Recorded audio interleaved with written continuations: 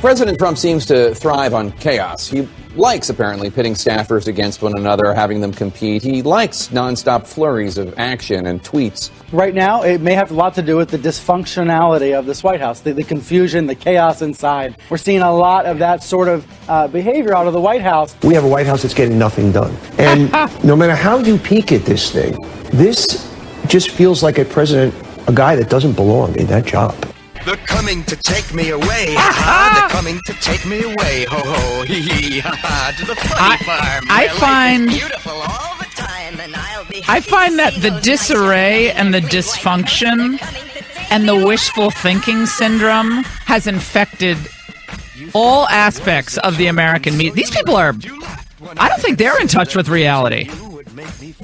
Donnie Deutsch, last seen at the Scores nightclub in Manhattan. No. These people. Jake Tapper. Don't you like when Jake Tapper gets that very dramatic tone of voice? Chaos in the Trump White House. I mean, they've all become bit players in their own off Broadway show. Don't you get that sense? The reason that the media have no credibility right now is for the following reasons. Number one, they are, without a doubt, 80% Democrat, at least. That's a low ball. 80% Democrats, that's number one. No credibility. They're all Democrats. They're all liberals. They never wanted Trump to win, number one. Number two, they miss the obvious stories. Year after year after year, these media elite types like Tapper and the rest, they have missed this bubbling discontent in middle America that was a growing fury. It was a growing fury with the establishment in the Republican Party, the Democrat Party, in the establishment media. A lot of fury toward Hollywood, liberal judges who were taking power from the people, academia, which had gotten so politically incorrect. They missed all of these stories. They missed the discontent. They missed this growing desire for a more conservative, populist approach to issues. They missed it. They totally missed it. And then let's just back up to the last election. How many of the people that we just heard in that 3-bite montage was Tapper? Who was the second fool? Stelter. Oh, my God. Stelter. And then you got old Donnie Deutsch, who's just a PR guy. How many times did 1, 2, 3 of them predict the demise of Trump? We really got to go back and just find those bites, James. Get Byron to go back and find those bites. How many times did they essentially predict that either Trump was over or teetering on the edge? I can't count how many times these guys missed the story. And then the ultimate miss was the outcome of the election. So when you want to really think about what's happening in D.C. right now, think about the faces on election night. Remember their faces. They were all ashen. Well, looks like Pennsylvania might have gone for Trump. Well, we have to call the state of Wisconsin. Looks like Donald Trump has taken Wisconsin. It looks increasingly like Donald Trump. Ooh, Ohio, the final big county in Ohio has gone for Trump. Every state that came in, it was like they took a little bit of their soul. Oh, it was just a little bit was taken away from their soul. Every state that came in for Trump. How many times did they go down to Mr. University of Virginia, Larry Sabato? He had his crystal ball. Remember the crystal ball of Larry Sabato? Larry, let's go to your crystal ball. I think it's unless there's some type of nuclear war syndrome, I think that we're going to see that Hillary Clinton will be the next president of the United States. There's an 89.9% chance Hillary's. They have no credibility. So part of this is payback. Part of this is a desperate attempt on their part to somehow restore their own reputations, to say, see, I told you so. We might have been wrong in calling the election, but we warned you. Donald Trump was going to be unhinged. Donald Trump was not going to be able to run the White House. Donald Trump didn't have experience in government. Donald Trump was working with Putin behind the scenes, like pull all the strings, just a Putin puppet. So it's just a self-fulfilling prophecy that they hope will pan out before all of your eyes. And it doesn't. None of this surprises me. What did I say when Trump came into office? When he was elected, he had been running against the establishment media, Republican establishment figures who were always going to try to be out to get him. They're going to be out to get him if he got in. He had to defeat the Bushes, the Clintons, the Obamas, the media, the McConnell, Ryan, Axis in Congress, even people like Ted Cruz who should have known better. It took him a long time to come along to Trump. So he had all of these people really who didn't want him to win. In the end, they didn't want him to win. He wins, and does anyone think those people are going away? Did the Trump team think that they were going to go in the White House and they were going to be able to do Friday night executive orders, and the ACLU and George Soros and all these people wouldn't get together and say, we got to tie this man up in court. We've got to prove beyond a shadow of a doubt that this man cannot govern. We have to make the country ungovernable because then we're going to look like real smart people. We're going to look really smart. So the Trump people also have some, they have some, I don't say blame, but it's time to wake up and smell the coffee here. These people aren't in it to work with you. These people are in it to destroy you. Donald Trump had a moment where people were going to give him some space and some time. I'll never forget Nancy Pelosi sitting on our set in the bar a couple hours before Donald Trump was inaugurated and say her message to Democrats, her message to progressives, take a deep breath.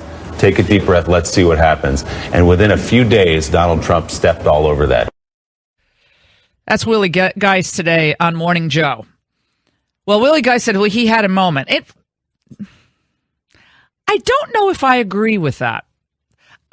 I would have written a different State of the Union speech. I keep calling it State of the Union, inaugural address. I would have written a different inaugural address. But I'm on the outside. It's easy to be on the outside kind of wagging my finger. It is easy to kind of just complain about stuff on the outside. But I'll give Willie Geist something. I would say this.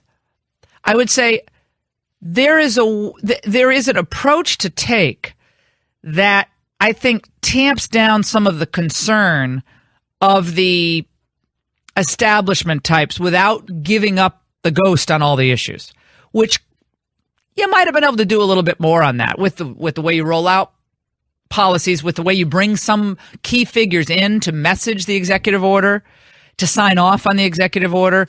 And there is a way to be a little bit more, I think, inspirational in that inaugural address. There's a way to do that. There's a way to do that now. They lost little ground. There's no doubt about it. But I disagree with part of what he said. I don't really think they had any time. They didn't have 2 weeks to work with the Democrats. They didn't have a few days of a honeymoon.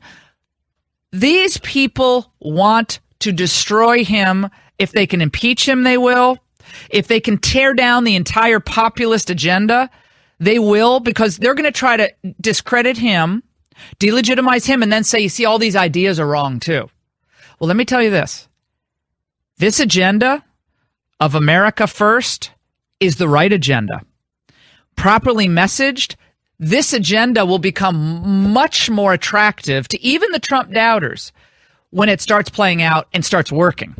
But that takes some real finesse in the messaging and the communications in the West Wing, no doubt about it.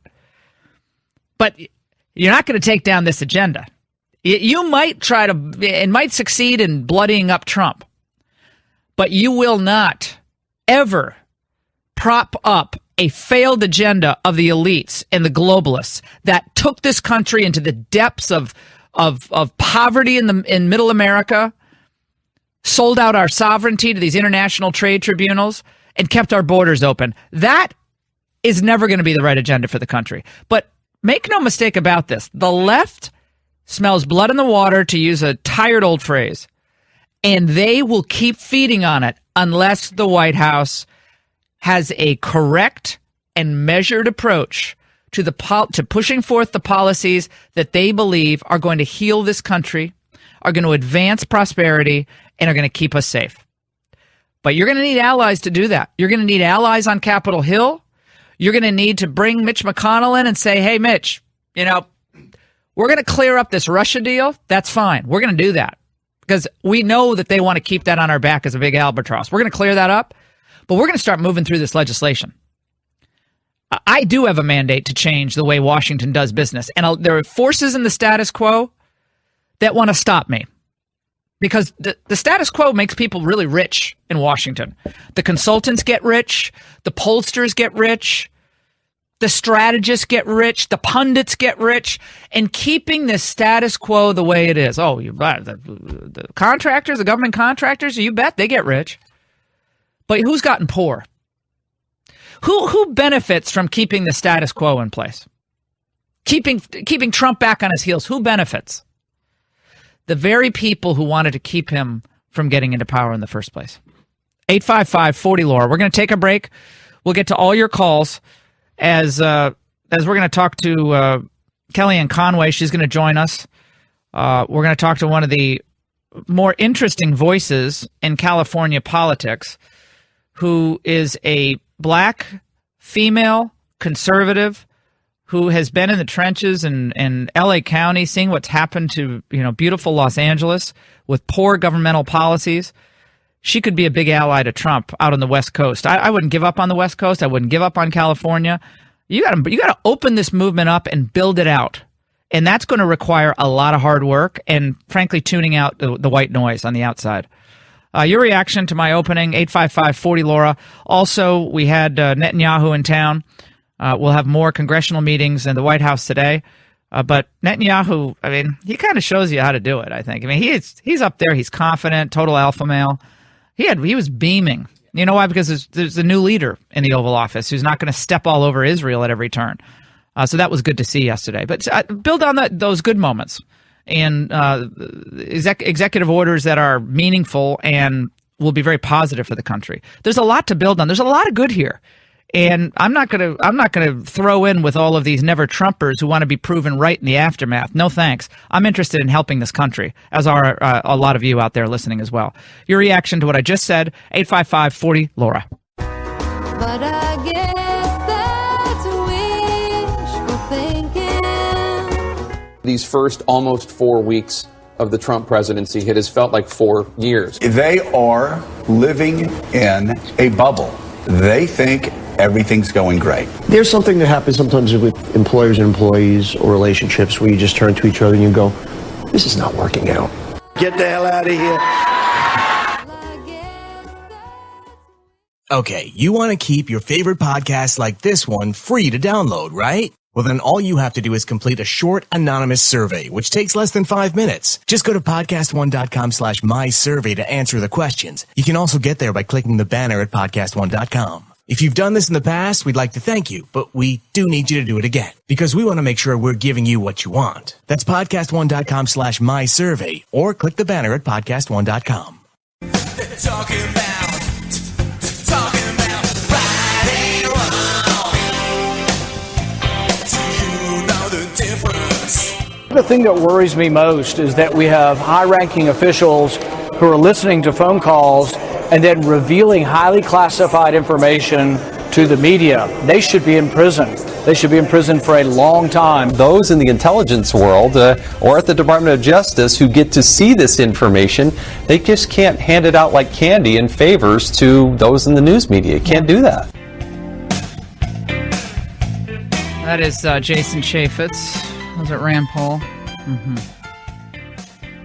Well, the leaks are clearly happening to undermine Trump, but this is what you have to expect, which is why you have to get rid of these old Obama people in positions of power. For the life of me, I have no idea why Trump kept Comey. I never would have kept Comey at FBI. I'm nothing against Comey. I just think you need your own people in there. You can't have an Obama person as acting attorney general, Sally Yates. I don't understand that. I'm not accusing anyone of those two people of leaking, mind you. What I'm saying is you have to clean house. Why are things being slow-walked on Capitol Hill, too? Why are these positions being left unfilled at the State Department, for instance? Key positions at the Justice Department still not confirmed and pushed through. I mean, what's the point of being the majority power on Capitol Hill? You have the majority in the U.S. Senate. You don't have 60, but you still have a majority. Mitch McConnell has got to get these positions confirmed and through. And if I'm Trump, I'm bringing him up to the White House and saying just that. Let's move this stuff forward. We got to confirm these people, get them in place, so we do not continue to have this drag on our agenda.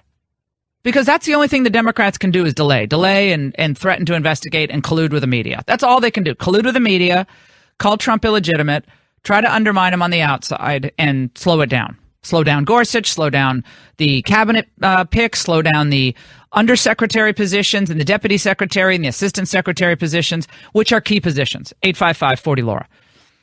Let's go to Don in Oregon on line 3. Donnie. Hi, Laura. Thanks for having me on your show. You're welcome.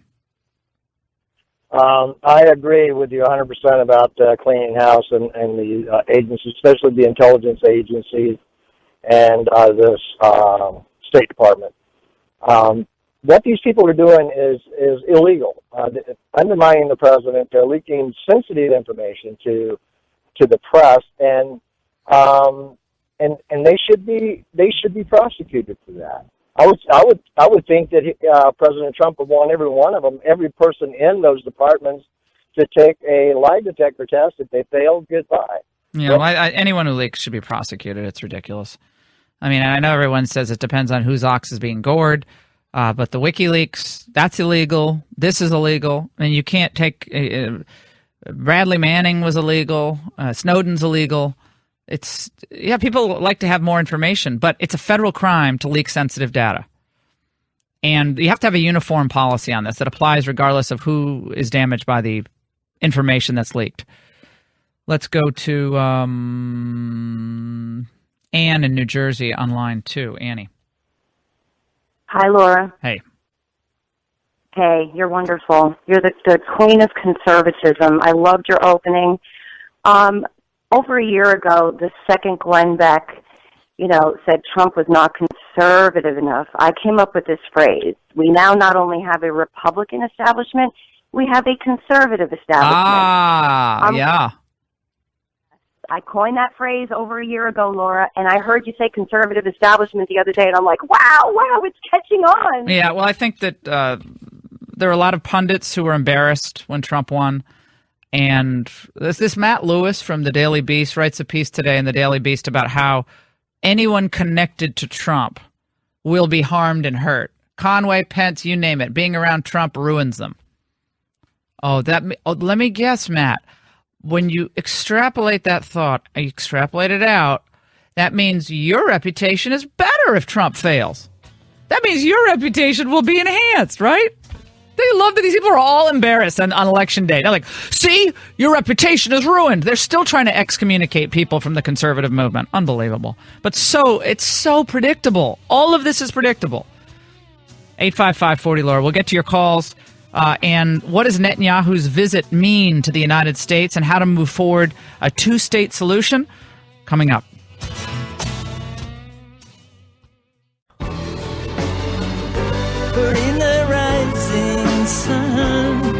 Remember when you first moved into your home and had a million ideas of how to fix it up? Well, this President's Day weekend, you can cross a project off your list with Select Blinds' amazing sale on high-quality blinds, shades, and shutters. With Select Blinds, you do it yourself. Doesn't mean you have to do it alone. You can hang a picture. Yeah, of course you can hang a picture. Well, if you can hang a picture, you can hang your own blinds. The specialists at Select Blinds will walk you through how to measure, choose, and install your new window coverings, and then you can get back to the important stuff, like enjoying some relaxation over the weekend. So Select Blinds know this. They put their customers first. Just check out over the 170,000 five-star reviews on their site.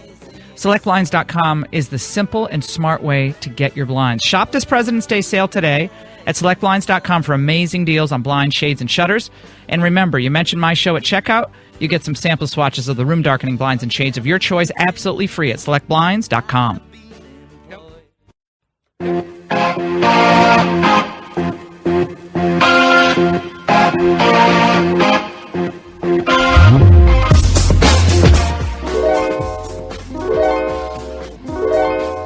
Israel recognizes that it cannot permanently occupy and settle Palestinian land. We all have to do better as leaders in tamping down rather than encouraging a notion of identity that leads us to diminish others. the United States again reaffirms our unbreakable bond with our cherished ally, Israel. The partnership between our two countries, built on our shared values, has advanced the cause of human freedom, dignity, and peace. These are the building blocks of democracy.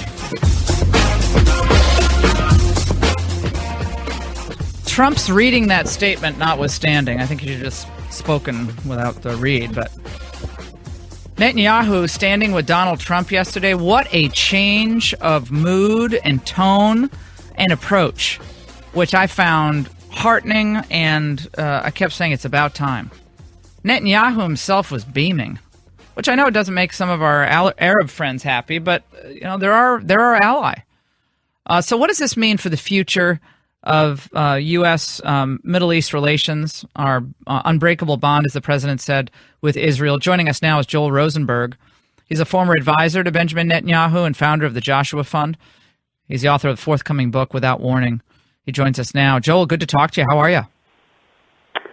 I'm doing well. Great to be with you from Israel. Ah, fantastic. Joel, tell us what you were thinking watching the two of them together yesterday in the White House, with clearly a very different tone after the shabby way that Netanyahu was treated by Barack Obama intermittently over the 8 years when he was in office. Yeah, a night and day. Night and day. It's just unbelievable. Like, let me be clear that when I worked for Netanyahu, that was in 2000. I was on his comeback campaign team. It took him 9 more years to come back. So it's been a while. I don't want to claim to speak for him. But just knowing him, observing him, it's kind of amazing. You have to understand that Netanyahu has not had a Republican president in the White House while he's been prime minister, ever. When he was prime minister in 1996 to 1999, obviously Clinton was in the White House. Mm-hmm. And when Netanyahu came back in 2009, Barack Obama had just come to power. And these past 8 years have been incredibly strained with Obama, as you know, working more closely with Iran, America's worst enemy, Israel's worst enemy, the world's worst enemy, than with our most important and trustworthy ally in the region, for sure, perhaps in the world, that's Israel. So this is a total reversal of where we are. And I got to give President Trump an enormous amount of credit, not just for warming up this relationship, but for speaking some important truths during that press conference yesterday, including the idea that the Palestinians have to stop inciting their own children to hate and attack Israel. This is a very serious problem. Very few American presidents speak about it. Trump did. And of course, questioning whether you really can make a two-state solution when you've had for almost 70 years now the Palestinians resisting, going back to November 1947 when the UN created the partition plan to create a Jewish state and an Arab state, and instead the Palestinians were part of attacking Israel, not agreeing to a state, and have rejected every offer for almost 70 years. You do have to ask, do they really want it? And the president asked that. Well, one of the things that has surprised some is what Trump has said on the settlements. And this has been a sticking point for the Palestinians for some time. Let's listen. As far as settlements, I'd like to see you hold back on settlements for a little bit. We'll work something out, but I would like to see a deal be made. I think a deal will be made. Well, what about that and Netanyahu's, I know you can't get inside of his brain, but it seems that the settlements continue. Well, that's just not going to fly with the Palestinians. They feel like for them that's kind of the ultimate kick in the face. And I know Israel's feeling about this, that this is their land, and it makes sense from their point. But what do you think Netanyahu was thinking there? I mean, they knew he had already said that once. Sure. Well, there was a statement that the White House put out several days ago, and it was fairly precise, and it essentially said that the White House wants to discuss this topic, obviously, with the Israeli government, but it wants there to be no new settlements outside of the existing Jewish settlements in Judea and Samaria, what's known as the West Bank. There can be growth within the existing settlements, meaning, people have children, they have families, they want to grow, they need to build an addition, they want to build a new apartment. So in areas that you already have existing settlements, there shouldn't be any problem, according to the Trump administration. But they wanted to not see new settlements outside of existing ones until they could at least have this conversation. Look, from Netanyahu's point of view, from the Israeli government's point of view, if the Palestinians won't even sit down and negotiate a final agreement, then they have no one to blame but themselves if Israel continues to build in Judea. Now remember, as Netanyahu pointed out, I think a little bit comically, but it's true also, why are Jews, I'm one of them, I'm a Jewish evangelical, but I'm Jewish on my father's side and now an Israeli citizen. Why are we Jews called Jews? Because we're from Judea. Judea is the biblical heartland. That is the territory that now is called by the world the West Bank. So we're not interlopers. We're willing to have a discussion. If somebody wants to make a peace deal with us, we'd like to do it, like we did with Egypt, like we did with Jordan. But if you're just going to resist for 70 years, you shouldn't really be surprised that people are going to start to build in territory that is not occupied, it's disputed. You're listening to the Laura Ingraham Show, 855-40-LAURA. I noticed yesterday that Netanyahu called out Jared Kushner, who has been tapped to be involved and perhaps lead the efforts in Middle East peace. Now, he's a smart guy. He's 36 years old. He's run a real estate empire. But what's the thinking on that, do you think? And what does that say to others in the region? Well, Laura, it's an interesting question because I don't know him. I don't know Jared personally. I'm reading about him. He seems like a smart guy. He obviously has his father-in-law's trust and is a pretty sharp guy. I mean, I don't think there's any question about it. Well, there are a lot of sharp people out there who can't negotiate. There are a lot of smart people who've tried to broker a peace deal and never worked. In this case, I will tell you that, Laura, that I'm uncomfortable with the idea that he would be in this role. One, this is the most complicated negotiation and conflict on the planet in the history of mankind. Two, I don't think you should make it personal. Right. You don't want to make it about family. You want to make it about it's complicated enough. So I'm uncomfortable with that. But look, you have to understand, Laura, and I think you know this about me. I was a never Trumper until about a week before the election. I was very cautious, very concerned, but in the end, it was clear. I admit I came in late, but I ended up believing, of course, we have to stop Hillary. And now I'm mostly encouraged by what I've seen by the new president. The team he's put around him has been fantastic. His vice president is somebody I know personally, and I just couldn't be more grateful that he's in that position. But he's got to make some careful choices and not go too family. You've got to put professionals. Now, professionals who agree with not the State Department's view, but with the American people's view that Israel is our most important ally. Yes, Jordan is an ally, Egypt's an ally, and we want freedom and opportunity for the Palestinians, but not at the cost of pressuring Israel to constantly make concessions when the Palestinians refuse for almost 70 years to make peace. Look, it's time. It's time to make peace or not complain when things don't go your way. Well, maybe Jared not being I'm going to play devil's advocate, maybe not being an expert. All these experts and these professionals, what the heck have they done? I mean, Israel gave up Gaza. Gaza turned into a terrorist haven. It took the Israelis to get the IDF to monitor that fence, put up that fence, that border fence, which has been amazingly effective in keeping out terrorism. But that was that wasn't the professionals' recommendation that Israel do that. In fact, a lot of the professionals said that was an act of aggression on Israel's part. In fact, that was a smart thing to do. Your borders do mean something. Yeah.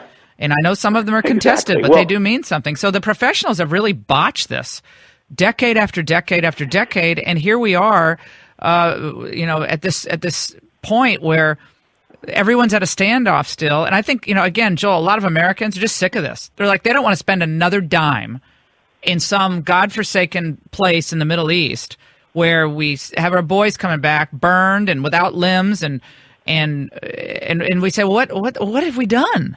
What have we accomplished? Well, how are things getting better in the Middle East? And I think just regular people, they see it and they're like, this is a hornet's nest. We're never going to fix this. These are ancient struggles, and America has no place in this. I mean, that's a lot of people are getting to that point, if they're not already at that point. I hear you, and that has been a deep frustration. I write fiction. I write political thrillers about worst-case scenarios. ISIS, and the next book you mentioned, Without Warning, comes out next month. It's about ISIS penetrating inside the United States because we haven't protected our borders. We haven't kept ourselves safe. So I agree with you about the concern. Now, Israel, I would say, is not a godforsaken place. I'm not talking about There's one Israel. place I'm in the talking world. about Syria. Now Trump's I know what you mean. talking about sending troops to Syria. No, now I we're think, going into look, Syria with troops. President Trump is coming in with a very different worldview, and I encourage that. I'm impressed by it. My cautions about him in other areas notwithstanding, he sees Israel as the source of freedom and opportunity. We've never asked, as Israelis, Americans to come in and fight for us. But we have asked America not to tie our hands behind our backs when we're fighting radical and apocalyptic Islam. And the president is showing tremendous leadership in comparison to Obama, which was constantly throwing us under the bus while telling us he was our best friend. So, look, I think that there's a real opportunity, not with the Palestinians, unfortunately, because they're intractable at the leadership level. But what are you seeing with Jordan, Egypt, the Saudis, the Gulf states, Morocco? You're seeing opportunities that are historic. The president mentioned it. Netanyahu mentioned it. There's an opportunity, I think, to work with our Arab allies against Iran and against ISIS. Well, they better not get going. Not to sideline the Palestinian issue, but to not make it the centerpiece. Right. When there are other important issues and opportunities. Well, we available had one guy in there who really had his eyes wide open about Iran, Mike Flynn. He's gone. I mean, he was one of the best people on the Iran issue and Islamism in general, and they, not saying he did everything right either, but they certainly wanted him out. So that's a big loss for, I think, the cause of clarity and understanding. Joel Rosenberg, it's great to have you on. Thank you so much. We'll take a break on the Laura Ingraham Show, close out this hour, as now we learn, supposedly, that the spy community, the deep dark, as they call it, are keeping intelligence information from the president, but because, they can't trust him. Don't go away.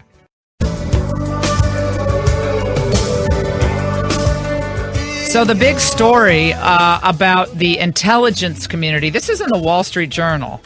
Spies keep intelligence from Donald Trump on leak concerns. Decision to withhold information underscores deep mistrust between intelligence community and president. So this is supposed to make us all think that, oh my gosh, it's really bad. The president's being kept in the dark because they're either questioning his ability to keep a secret or his stability or... A spokesman, however, for the Office of the Director of National Intelligence said the following, and I quote, "Any suggestion that the U.S. intel community is withholding information and not providing the best possible intel to the president and his national security team is not true." Do you see how the media is trying to make something out of nothing? Do you see how the media wants to gin up all these stories to make it look like constant chaos in Washington? Who's causing the chaos? Is it primarily Team Trump, or is it ABC, MSNBC, CNN, CBS, and go down the list? Who's causing the chaos? To be completely fair, I would say at the very minimum, all these people are involved in keeping this chaos meme going. Trump might not have done everything right in the first 4 weeks, but the media also oversteps it and exaggerates things to make them look much worse than they are to sell newspapers. Don't go away.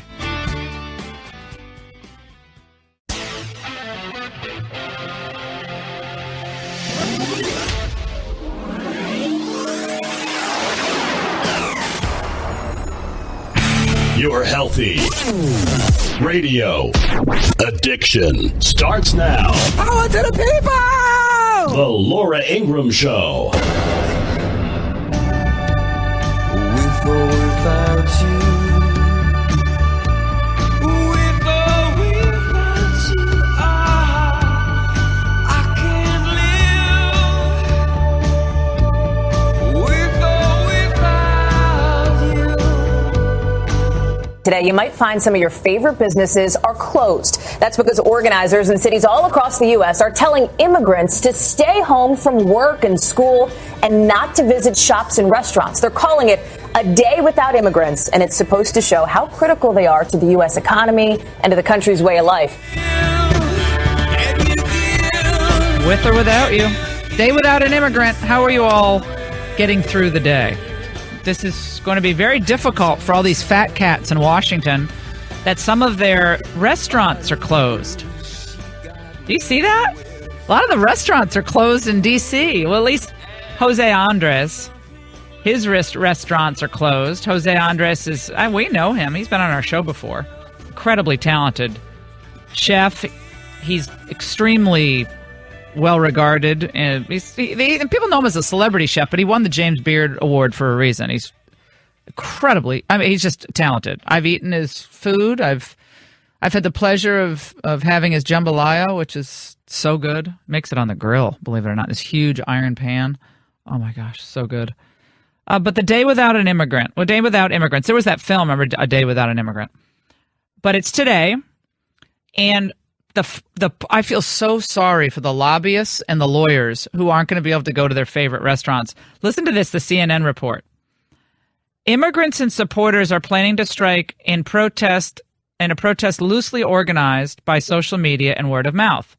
The goal is to demonstrate the importance of immigrants. They mean illegal immigrants, by the way. They're not talking about immigrants. They're talking about illegal immigrants, but CNN doesn't write it that way. As the Trump administration continues to pursue hardline enforcement policies. Now, let me translate.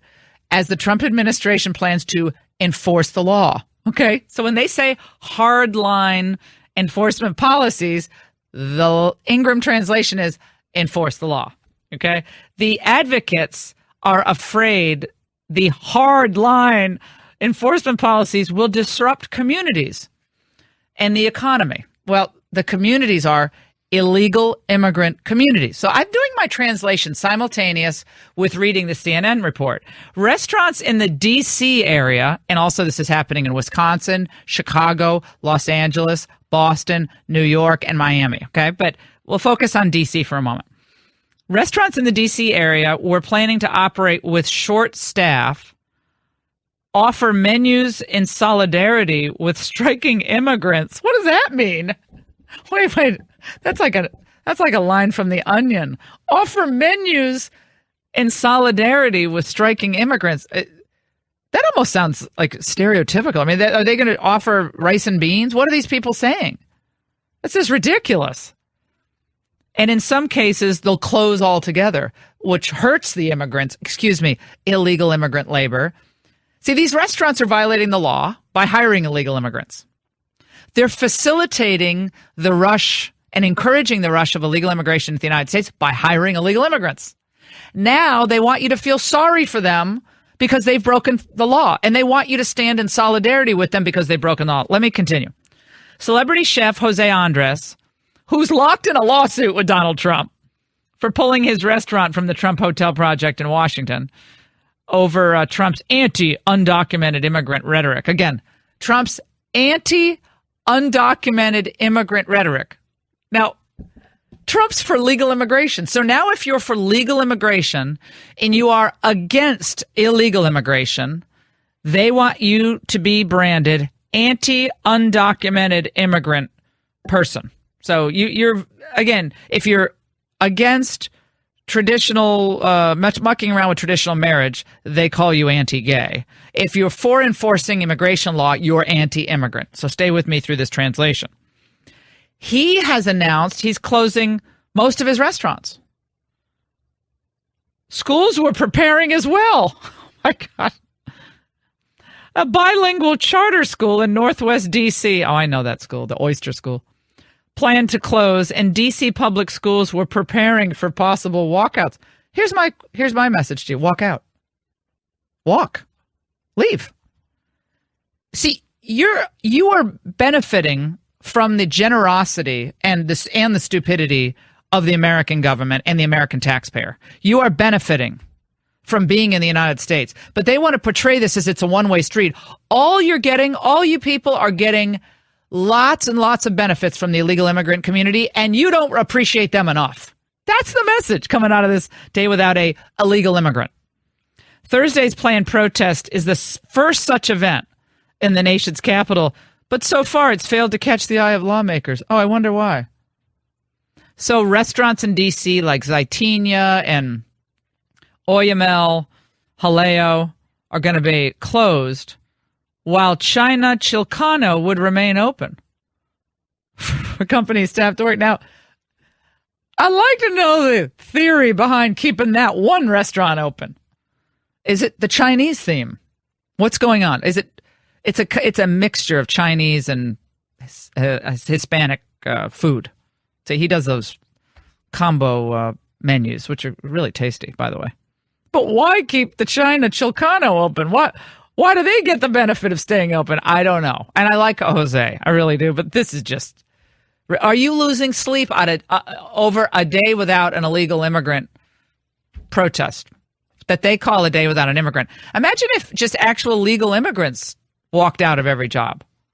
I mean, there are a lot of legal immigrants. We love them and we don't want them to walk out of anywhere, but they're legally here. That's what Trump's in favor of.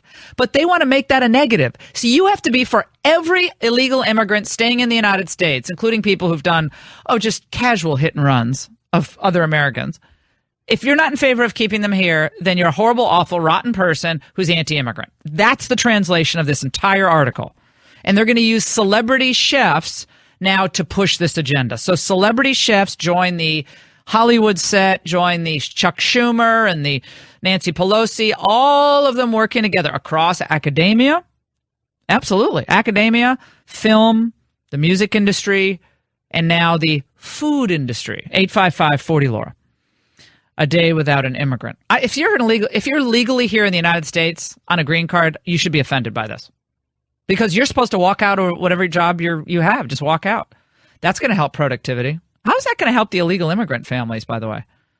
Oh, that's their sacrifice. I see. That's their sacrifice. I bet most illegal immigrants don't want to do this. I bet most of the illegal immigrants, we just want jobs. We want to work here. Don't make us walk out of the... we get paid cash under the table, a lot of folks do. They get paid just the change. They get the cash. They like that scam of the cash. They don't want to be walking out of their job. Well, there's some more on this. Let's listen. It is time that we stop looking at ourselves and stop, by the administration in Washington, looking at us as second-class citizens, because we all took a part in building this country. That's Detroit, an illegal immigrant. If only they would walk out of protests that they're doing, walk away from the microphone. And then we have NBC reporters. This guy, Ron Mott, the other day on MSNBC, he might as well have just slapped on a, Si se puede t-shirt, because he was essentially marching with the protesters on the way to the courthouse or whatever sheriff, what's his name?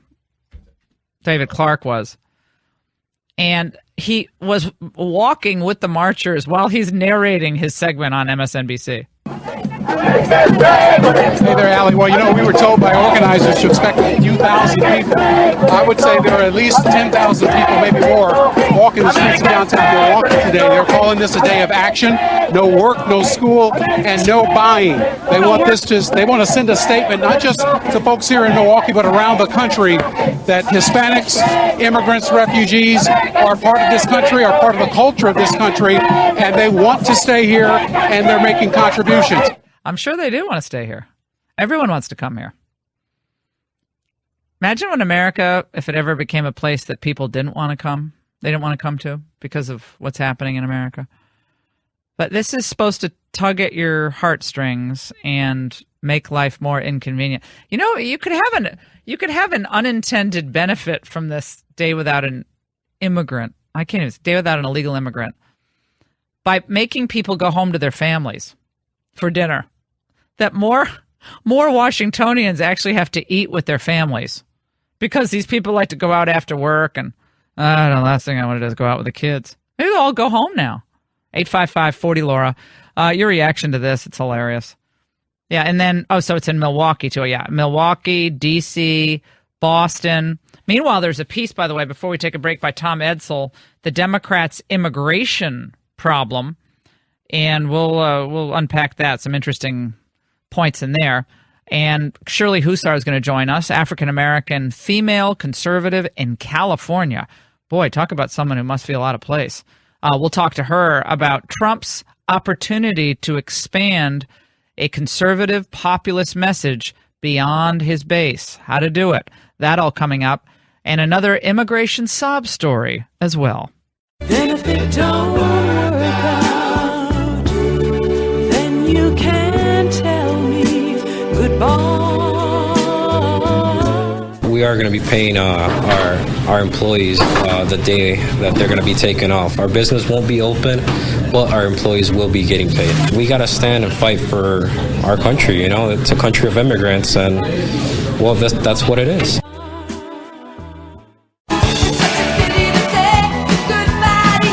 Protesters are taking aim at President Trump's immigration efforts to build a wall along the Mexican border, crack down on undocumented immigrants, and ban travel from 7 Muslim-majority countries. It's kind of sad, you know, to see families are torn apart because of this whole movement, and, you know, it's just unfair. I hope it does make a difference some way, somehow. Maybe. You never know. You are listening to the Laura Ingraham Show, 855-40-LAURA. Let's go to Joe in New York, line 2. Jojo, day without an immigrant, how will you survive and not going to your favorite restaurants? Even health clubs in D.C. are reporting that they have fewer staffers. Joe, go ahead. Yes, Laura. How about we, instead of a day without immigrants, we do a month without taxpayers? That's funny. I like that. Nice idea. Alberto, Florida, line 4. Alberto, go ahead. Laura, look, this would be a great opportunity for us to check out businesses and find out who's hiring the illegal aliens, number one. Number 2 point, this would be a great opportunity for unemployed black citizens to apply and look at the real impact that our illegal aliens have on our country. Look at all the jobs that are being taken. Check that out. Yeah, we can actually get some good data here, perhaps. Yeah, time for the ICE raids to ramp up. Now we know all the restaurants that are closed are the ones who are harboring illegal immigrants. That's actually not a bad point at all.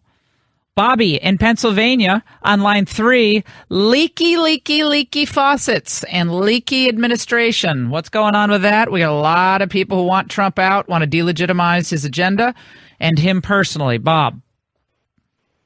Yes, I think we should start a GoFundMe page. Let's try to raise about $1 million and give it as reward money for the arrest and conviction of anyone leaking confidential Washington information. I think this would really go like wildfire. I really do. GoFundMe. So you get a reward if you actually provide information on who is leaking classified information and endangering our national security in doing so. So do you have to actually make sure the person's convicted? The person has to be convicted in order to get the GoFundMe money? Yes, exactly, because we don't want people conspiring to just try to get the money. We need to make sure they serve time. Get in jail. I love it. Okay, that's cool. March 20th, by the way, is the date they're setting for the Gorsuch confirmation hearings. That Gorsuch better be a good justice. I'm concerned after his comments about Trump. Let me just say I'm a little...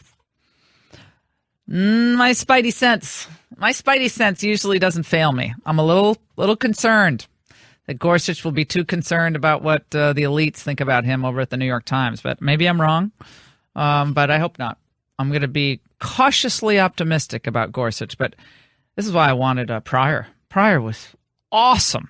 Pryor would have been unquestionably the best choice for the Trump team. But they went with Gorsuch, and he's more of a establishment types like him, and if he just has to not legislate from the bench, and he has to be like Scalia and Thomas and Alito and follow more of an originalist understanding. And if he does that, he'll do a great job. But if he's worried about what people think of him or being protested, or he's worried about the placards being waved around at the Supreme Court by the left, if he's worried about that, then he's not going to make good decisions. You're listening to Your Healthy Radio Addiction. Interesting piece about immigration in the New York Times, of all places, by Tom Edsall. And he starts by saying, why is immigration such a problem for the Democrat Party? Because the title is The Democrats' Immigration Problem. In the fall of 2015, as the presidential campaign began to heat up, Hillary Clinton broke with the Obama administration over its ongoing deportation of undocumented immigrants. She appeared in Telemundo, and she told Maria Celeste Araras that Obama's policies were too punitive. So she moved to the left of Obama on deportation. And remember, Obama did deport about, I think it was more than 400,000 people during his time in office. Clearly, Clinton's attack on Obama's relatively stringent deportation policy was devised to maximize Hispanic turnout. A comparison of national exit polls from 2008, 2012, and 2016, however, shows that Hispanic turnout grew slightly from 9% of the total vote in 2008 to 11% in 2016, but any gain that might have accrued to Clinton from the increase was eliminated by the fact that her margin of victory among Latinos, which was still a very high 66%, was actually 5 points below Obama's haul in 2012. In any analysis of the 2016 vote, it's difficult to separate the issues of immigration and free trade. However, a detailed analysis of exit polls in 4 key states that helped deliver the election to Trump, Florida, Michigan, Pennsylvania, Wisconsin, produced interesting findings not only about Hispanics, but also African Americans who are less supportive of liberal immigration policies than any of the core Democratic constituencies. Gee, I wonder why. It might be that a lot of these jobs that used to be held by African Americans are now being taken by illegal immigrants. This is why Trump has got to stay on this issue. And he has to preach the gospel of enforcement in all communities, including those where a majority of the voters did not support him. African American communities, he's got to get more of these African American leaders, business types as well, who are not in favor of more liberalized immigration. Some have been because of the cheap labor. But you have to pick your battles and find your allies to expand this base. This is good news for the Republicans. Democrats did not get the turnout they needed among Hispanics. And a lot of the driving force behind the turnout for Trump was because of his stance on illegal immigration. That will only grow, by the way, as these protests get more prevalent.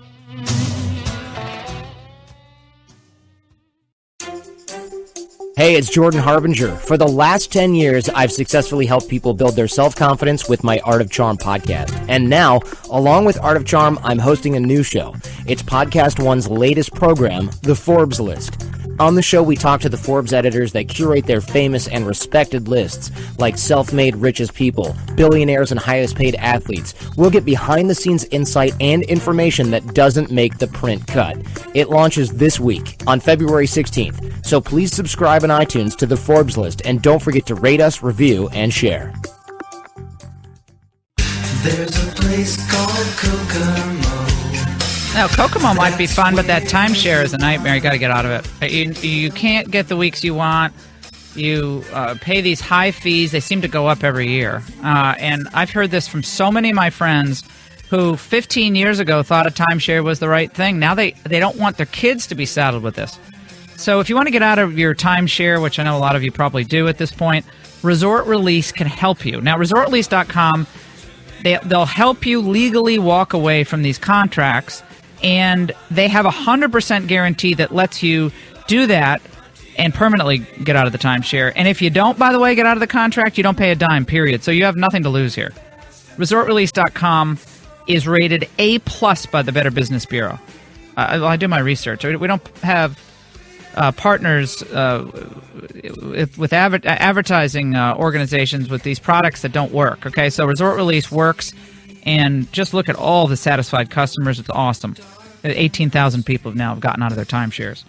So you don't want to pay those maintenance fees. I don't blame you. You get a $500 credit back when you enroll in their services if you use my name, Laura. All you need to do is go to resortrelease.com or call them at 855-66-LAURA. That's 855-66-LAURA.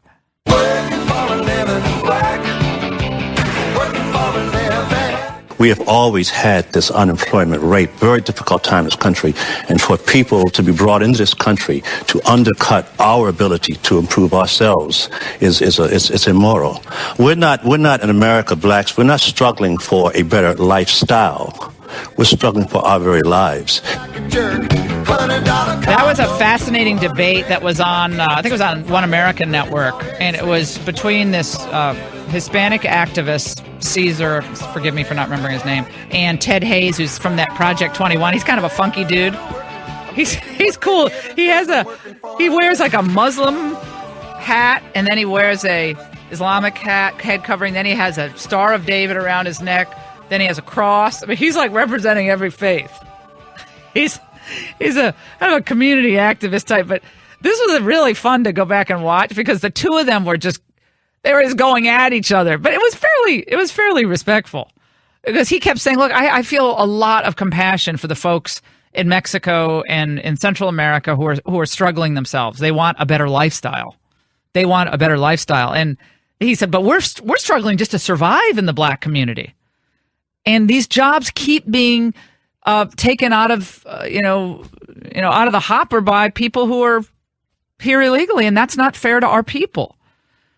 And I really think that there is an opportunity, and I've said this repeatedly, an opportunity for Trump with the right approach and messaging on this to expand his base by using the issue of illegal immigration, because it's a real problem for low-income Americans. It's a problem in the legal immigrant community, people who just got their green card who want to work. It's a problem in the African American community, and it's a problem for all of low-income Americans. It's a problem for high school students who want to get jobs and people who don't go to college and haven't gone to college. It's very difficult.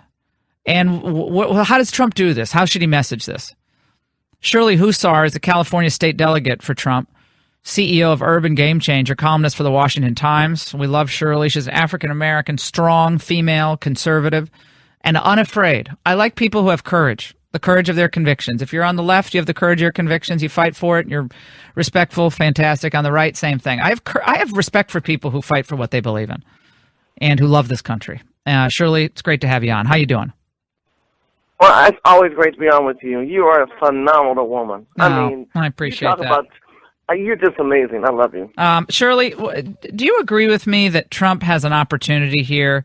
And pushing aside the Russia stuff and all that, media won't have the knives out for him, obviously. But I think he has to remember how he got elected and how, even with all of the media bias and the Republican establishment against him and the unfairness and even with all of that, he was able to expand his voting base among African Americans by 2% over Romney, which I think is good considering what they were doing to him.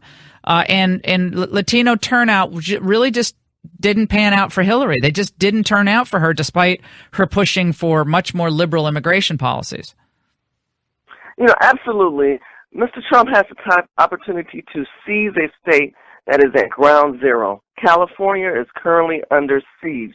We have to think about the local officials who are taking state tax dollar monies and allocating towards illegal immigrants' attorneys so that they shall be made safe.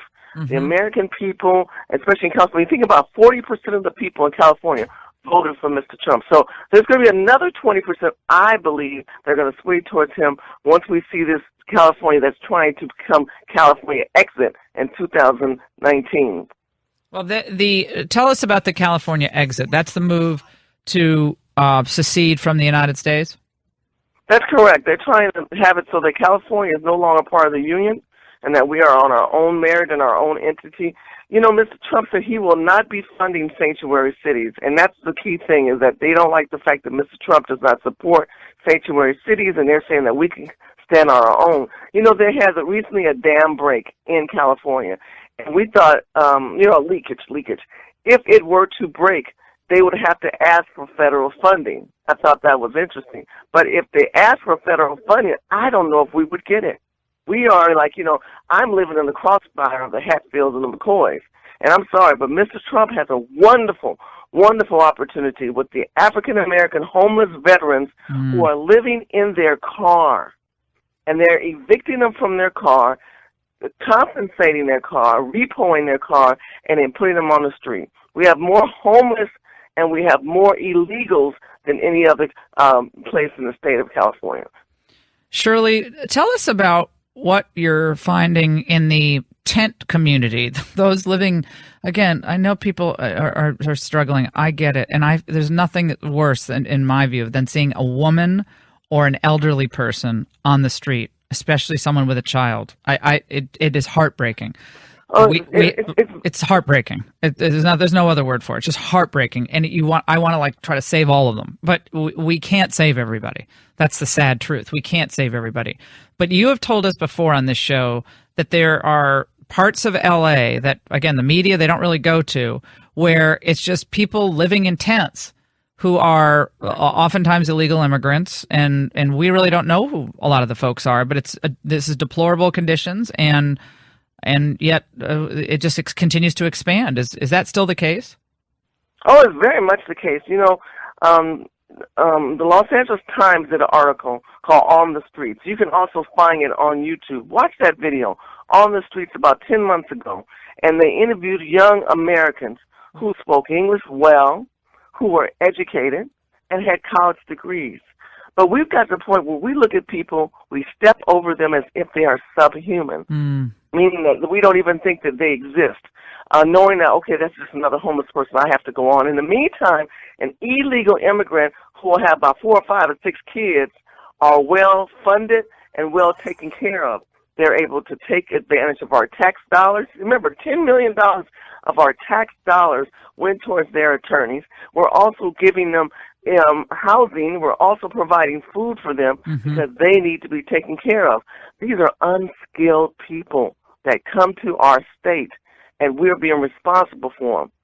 I'm seeing what you're referencing. I think we actually did play some of this sound on the show a while back, but yeah, it was a 12-part video series about homelessness in Southern California. Everyone thinks Southern California, the beach, Disneyland, they think of surfing, and they don't really think about this. And again, given the fact that we have thousands and thousands of homeless veterans, American veterans on the street now in the wintertime, we can't take in any more problems. We just can't. We have to fix the problems for those who, a lot of them are substance abuse, but not all of them. Some have mental illness, but not all of them. Laura, we need you in Los Angeles. We can't give Mr. Trump. We want you to come to Los Angeles. I want to grab you and take you downtown L.A., see these homeless veterans. These are people who serve for our country, who have family and children and wives they are so ashamed that they were not able to provide for. Their mental capacity of being able to integrate back into the system has failed them because there's no funds allocated in the right manner towards them. California we are one of the most prosperous states in the union, and these people are draining our resources. Also there's another article by Breitbart that Los Angeles leads the nation. Los Angeles, the city, leads the nation with the most homeless people, unsheltered people, living under freeways, living on the freeway. The top of the freeway when you can roll down, you can be sleeping, and they have tents. People have camps in the freeway section, and you can roll down.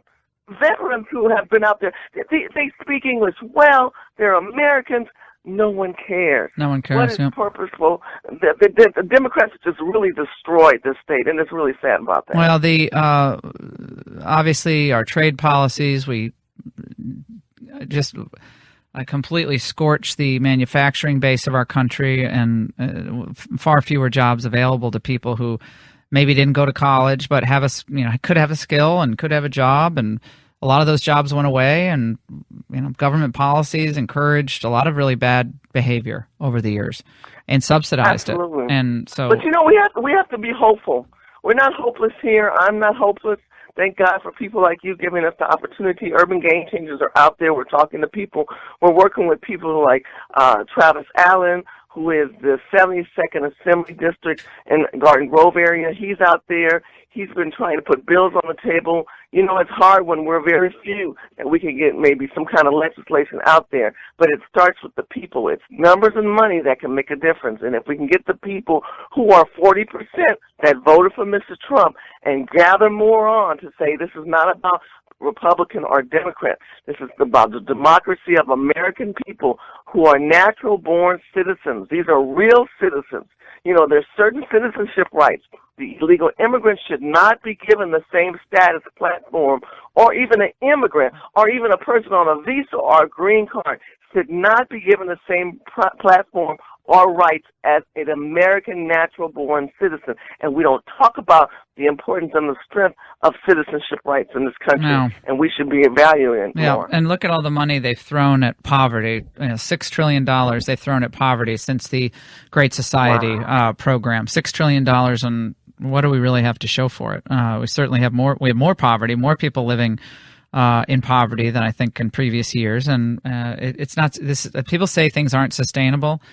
I would hope people think this is not sustainable. And Shirley, thank you for the work you're doing.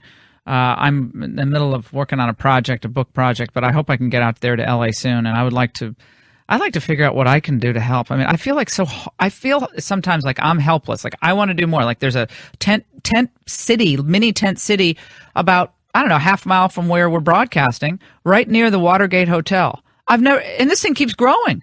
And I'm thinking, is anyone in the D.C. government going to do anything? Is anyone in the federal government going to do anything? It keeps growing on this little grassy knoll, and this, again, highway overpass.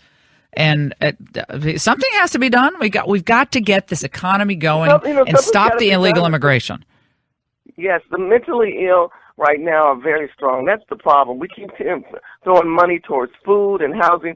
That ain't it. You got to get somebody's mind together. Get your mind together. Get their spirit together. You know, the churches need to come involved and start just going out and talking to people. Even if we had organizations where, you know what, we have no money, we have no food, we just want to give you some mental stability to know that your days will not always be like that. Every life, there's dignity in every life and dignity in every job. And we appreciate it. Shirley Hussar from Game Changers, Urban Game Changer. And keep it up, Shirley. We'll talk to you soon. We'll take a break on the Laura Ingraham Show. A lot more to get to. Stock market way up, which there's some confidence and optimism out there for investors. And why is that happening? Why do the business folks across the country believe that there is something really serious to celebrate, especially with economic growth on the horizon, real growth? We'll take a break. Don't go away. Look at the little fool, too cool to go to school, get a job in 2 days he quits. Pray tell what's gonna happen to brother, who's gonna help him get further. As a country, for us, it makes sense. How does it make sense? It makes sense economically. How does it make sense for my people, though? We're going to bring out these people from the shadows. But we've been pushed into the shadows. But we've been pushed into the shadows. No, we're not. Because anyone black in L.A., if we cross into a Hispanic Latino neighborhood, we get jumped on. If we're on a job, we say anything critical of Hispanic Latinos or of illegal immigration, we are demoted, fired, or not promoted, and called racist for that. I love that Ted Hayes. He's great. He's absolutely right. They want to demonize anyone who disagrees with them. Black, community activists against this illegal immigration versus Hispanic activists. And they had a pretty respectful debate overall. I mean, it was a while ago, but it's fun to go back and watch these things. It's a flashpoint. Again, that shows you why Trump has an opportunity here. I'm posting the video series that Shirley was talking about that was featured in the LA Times. I mean, this is kind of a multi-part series. Probably don't watch the whole thing, but it's worth looking at because these stories aren't told very often of homeless Americans. Everyone just thinks they're bums, and but for the grace of God, go I. Everyone has a life story, and not everybody is just a lazy, horrible drug-addled person who's living on the streets. You don't know everybody's story. It's interesting to watch bits and pieces of this. And it makes you think again. We have a homelessness problem among American citizens and veterans. We need to help as best we can, to the extent we can, change that around before we bring in a whole bunch of other people who have lots of issues as well. We got to be careful because we have a lot of people hurting out there. And we can't help the entire world all at one time. Let's go to Ron in Nevada very quickly, line 5. Ron. Hello. What I wanted to say is if we E-Verify, there are jobs that are being done by immigrants, illegal immigrants, that Americans would do. And I see it every day. There's construction jobs where they're making $1,000 to $1,500 a week. Absolutely. And American citizens, if they apply for those jobs, they're not even considered for them. Nope. And I know there's jobs all across the United States. You're right about that, Ron. I'm so sick of these are jobs Americans won't do. These are jobs that Americans always did. Always did. A lot of these businesses want to pay the lower wages, though. Remember that. Ron, great point. 855-40-LAURA. Remember, life's set throughout the day. Make sure to check it out. We're following the push against Trump and the intel community leaking.